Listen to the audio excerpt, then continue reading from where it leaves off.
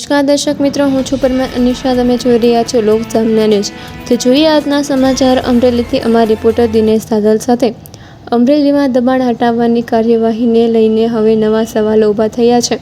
રસ્તા કિનારે નાનકડો ધંધો કરીને પરિવારનું ગુજરાન ચલાવતા લોકો સામે તંત્રએ કાર્યવાહી કરી, પરંતુ હવે શહેરમાં ચર્ચા એ છે કે શું આવી જ કડકાઈ પ્રભાવશાળી અને વર્ષોથી ગેરકાયદેસર દબાણ કરનાર લોકો સામે પણ જોવા મળશે?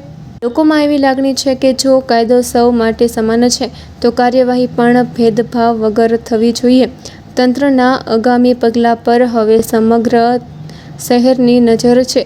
જો મોટા પાથાઓ સામે પણ સમાન કાર્યવાહી થશે તો જ કાયદાની નિષ્પક્ષતા પર લોકોના વિશ્વાસ વધુ મજબૂત બનશે.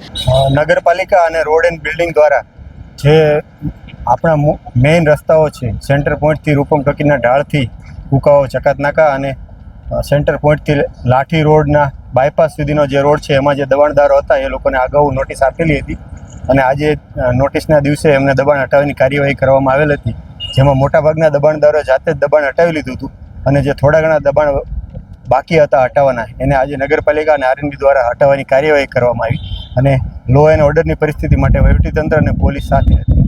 કેટલા દિવસ ચાલશે કામ? હાલ તો અત્યારે આજનો દિવસ છે. ફરી વખત નોટિસનો જ્યારે પણ દિવસ આવશે ત્યારે ફરી વખત કરવામાં આવશે.